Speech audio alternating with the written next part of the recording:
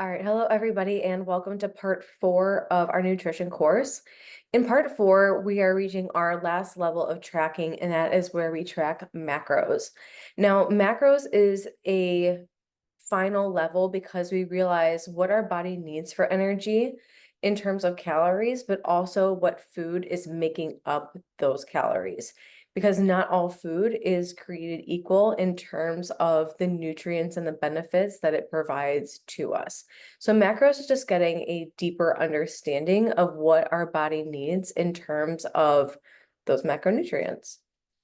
So the first thing is the difference between macros and micros. Macros are your carbs, fats, proteins, and water. It's anything that you're going to consume more than 1 gram of. So understanding that these components are in almost every single food that we eat and looking at a food and recognizing it for what it is. Whereas our micronutrients are going to be anything that you are consuming less than 1 gram of. And that's going to be why we take a multivitamin or why we can help to supplement, because they are trace minerals that help with our overall body's functioning, like calcium, zinc, and iron. So each one of the macronutrients provides a benefit to us. Carbohydrates are our body's primary fuel source. They are the most readily available for our body. So we always think that the harder that we're working in a workout, we're pulling from carbohydrates because our body can reach for that. And when you're trying to build muscle, we store our carbohydrates within the muscle. It's called muscle glycogen. And so when we are trying to build muscle, we need more carbohydrates in our diet to supply that energy system that we're utilizing for muscle building. So that's why when we're trying to get leaner, we're trying to build more muscle, we need more carbohydrates in order to do that. Now, you've heard me say before too that there are high and low glycemic index. High glycemic index means that it's going to break down very quickly. For the sake of an example, let's say fruit juice, donuts, very simple sugars. Whereas a low glycemic index are things that break down slowly. That would be oatmeal, quinoa, vegetables, breaks down over a longer period of time.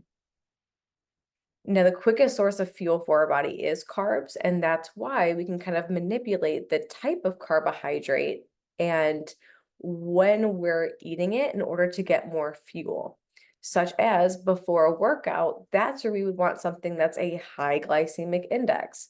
So that way it breaks down very quickly, immediately utilized by the muscle, and then replenishing with a carbohydrate that is a low GI, where we are able to replenish that muscle glycogen to help with our recovery. Now, in terms of fats, fats are what we need for overall cell function in the body. And as we get older, we also need it for hormone function within the body. So for this one, it helps us to absorb vitamins and minerals. It's going to help out with our hormone function.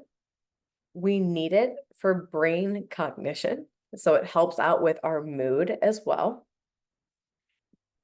Fats are also going to be needed for anti-inflammatory concerns.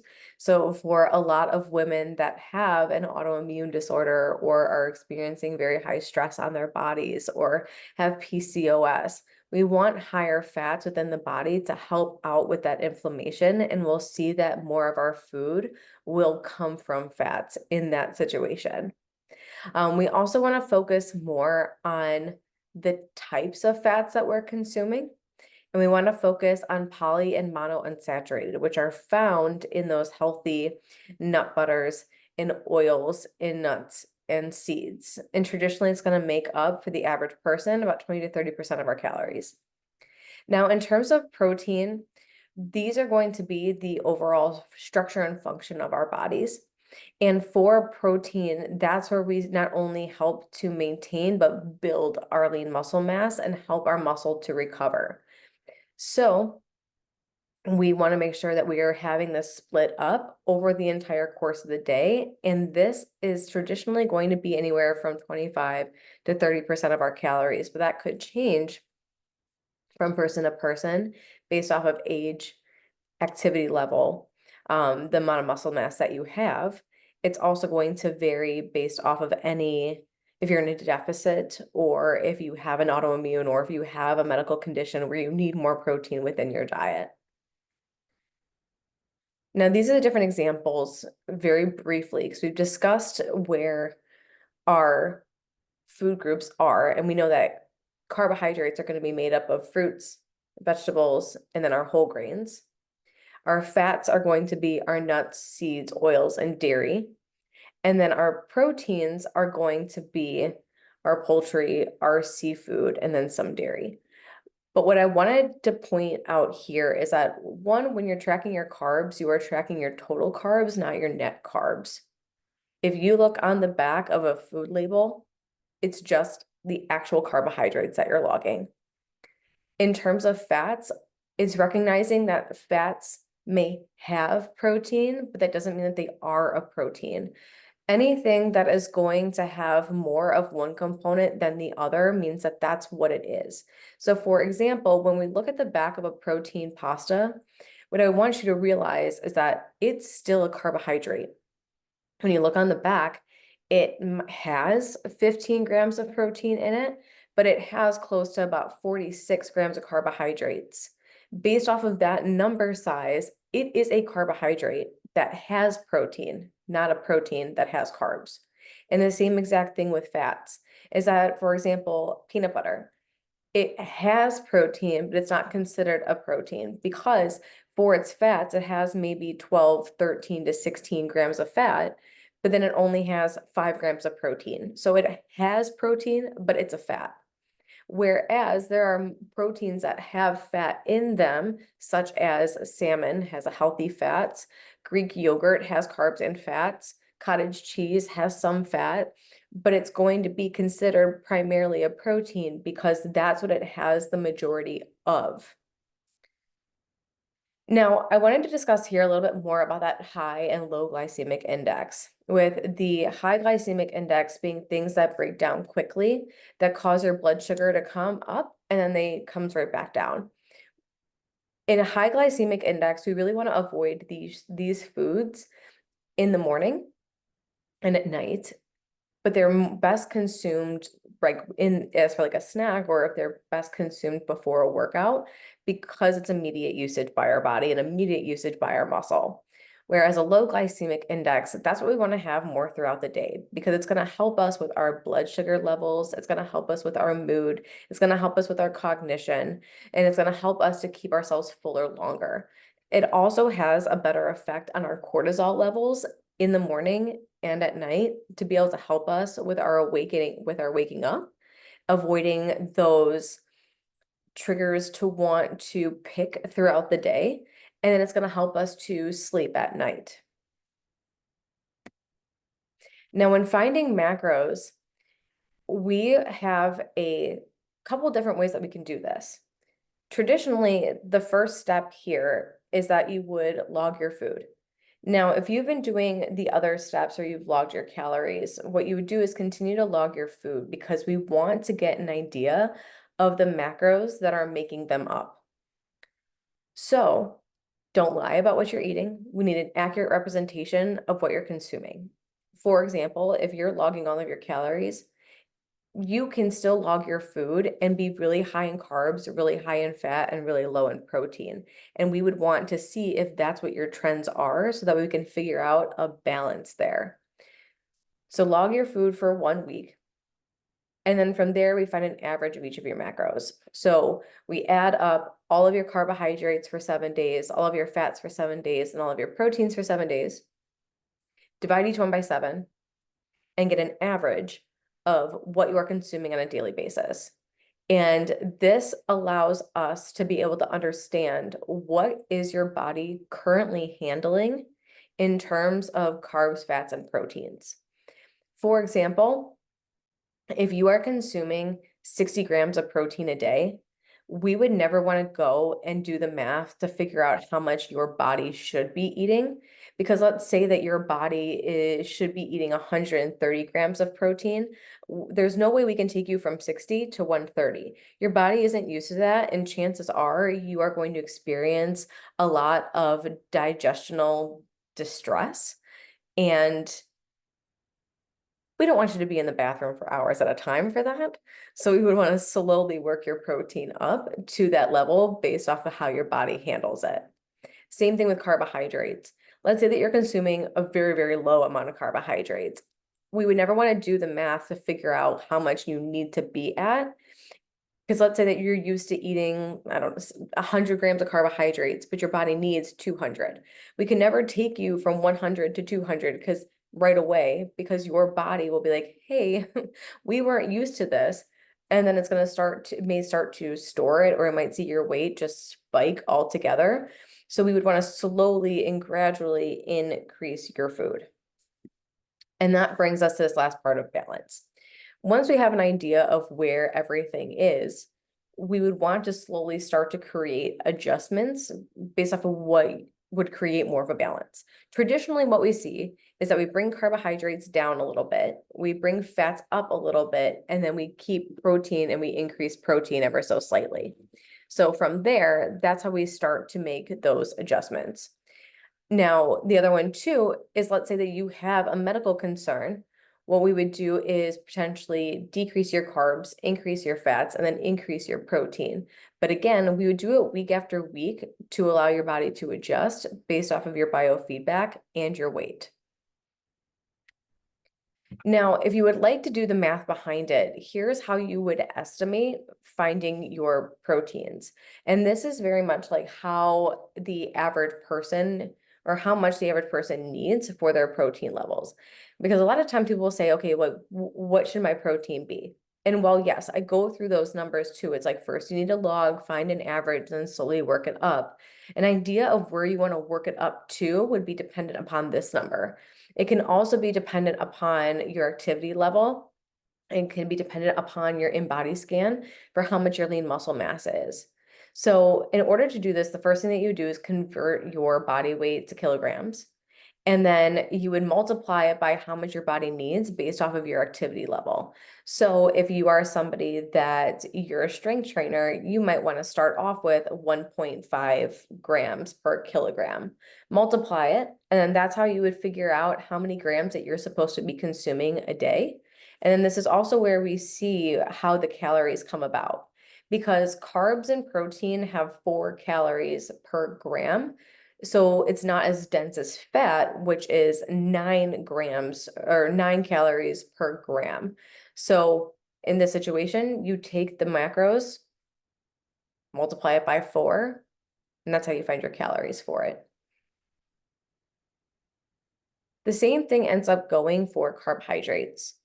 Different types of athletes, different types of movement requires different levels of carbohydrates. Now, traditionally, almost everybody undereats in carbs because they view it as a villain. We remember that carbohydrates are your body's primary fuel source. Your brain needs it, your body needs it, all of your energy systems need it, and fat burns in a carbohydrate flame. In the fat energy system, it pulls from the carbohydrate energy system. So you need carbs to burn fats. In this situation, I still recommend to slowly work your carbohydrates up based off of what your average is. But to give you an idea of what you're trying to aim for is dependent upon these numbers. So same thing, take your weight and divide it, and you want to divide it by 2.2, and then multiply it by the type of average, or by the type of athlete that you are. And then from there, you get an understanding of what your macros should be aiming for the activity levels that you're doing. And again, very dependent upon your age, your gender, your workouts, in your recovery, your biofeedback, and your weight. Now, macro adjustments, number one, we go based off of biofeedback. So in the last phase, we went through all the different biofeedbacks and all of the things that can be taken into consideration. With biofeedback, it can come all the way down to how are we spacing out these macros? Where do we see more of the macros being consumed? It can be based off of your biofeedback, we need to work your food up or work your food down. But it's very dependent upon trends that we're seeing within your body. So biofeedback really tells us about where our macros need to be adjusted and how they need to be adjusted. The next one is your activity level. So based off, just like we saw in our last slide of carbohydrates, we see that your activity level plays a factor into what your macros need to be. Just like the type of activity that you're doing plays a factor into how you need to adjust your macros. Your age is dependent upon it because as we get older, we need higher fats, higher protein, lower carbs. Medical concerns, we might see that that body cannot handle carbohydrates as well. So therefore, we would focus more on increasing with fats and increasing with protein with your metabolism. You might find that your metabolism needs more carbohydrates. So we would just continuously keep working your carbohydrates up week after week. We take gut health into consideration as well, because certain gut health issues may dictate whether we need more fats, the type of carbohydrates that we're consuming, whether we need it more from fruits and vegetables rather than whole grains, or if we need to create more of a balance between those soluble and insoluble fibers. We also need to take into consideration how your body is handling our protein intake and slowly working it up in that sense. We also might find that for gut health, that there's more adjustments needed with the types of food that we're consuming, which we're going to talk about in our next phase, which is all about gut health. And we also take into consideration those food intolerances as well. So we might find that things need to be more gluten-free, more dairy-free, that we need to have more restrictions. And that's going to dictate where our macros come from as well. Now, the next one here is how do we manipulate macros based off of your goal? The first one here is for muscle building. We remember that when you are trying to build muscle, your primary fuel source is carbohydrates. So when you are trying to put on muscle mass, we need to increase your carbs. And we traditionally do that based off of your weight each week. If your weight stays the same, traditionally, no medical concerns are advised, you increase your carbs. And you increase them gradually, maybe by 15 to 20 grams every week. That way, you are supplying the fuel source to be able to lift heavier and utilize that carbohydrate within your muscle. Traditionally, with muscle building, your fats stay at about 25% of your calories. Your protein stays the same based off of your lean muscle mass going up.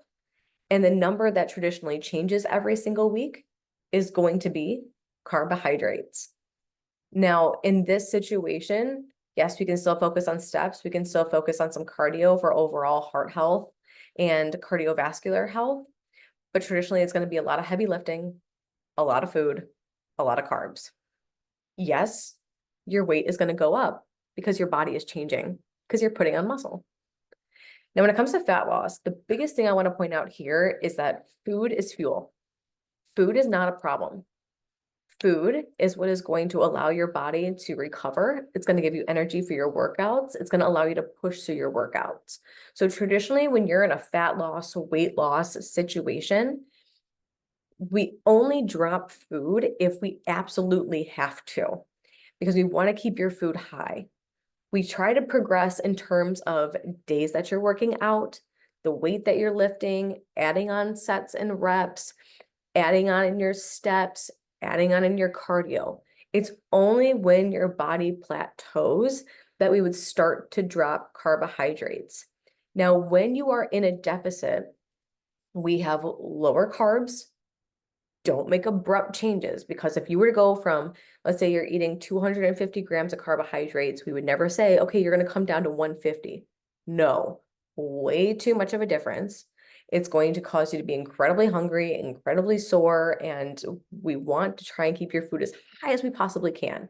Because if you can lose weight at 225 grams of carbohydrates, that's where we would want to stay for the sake of your overall body functioning.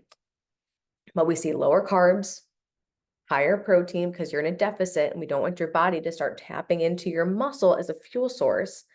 And then your fats are traditionally going to be higher too, but that's another number that can be manipulated to keep you in a deficit because of its high density. But remember, we need the fat in our diets. We need it for our hormone production. We need it for our recovery. So that's why we still keep that number on the higher side. The biggest thing here is that as you're in a deficit too, you might find that you need to put more food before and after your workout to help with your recovery. So breakfast might be on the smaller side, lunch might be on the smaller side, you might have another small snack, but your before workout and your after workout are going to be bigger to help with fuel for the workout and recovery for the workout to help out with that soreness and that energy level. Now, the last one is medical concerns. We take into consideration here autoimmune, diabetes, PCOS, insulin resistance, menopause, all these things for the fact that you need higher fats, higher protein, lower carbs. The idea here is that we're trying to reduce inflammation on the body, and fat helps out with inflammation. Protein helps out with inflammation, as well as when you're lower in carbs, you need more protein to help out with your lean muscle mass. It's also, both of these things are going to help out with your blood sugar levels and to help with your mood and to keep everything more stable over an extended period of time. We also remember here that what you consume more of, your body is going to start to use more of. So we're going to start to have our body use more fats as well. Now, this is where we end our macros and all of the things that take into consideration on how to adjust them based off of our body's needs and how to find them based off of what we're currently doing and where we want to work our way up to. In our next phase, we're going to discuss more about gut health and then other lifestyle factors, diving deeper into autoimmune, diabetes, PCOS, insulin resistance, menopause, and how, or in our cycles, and how that factors together into what our macros are and where we want those foods to come from.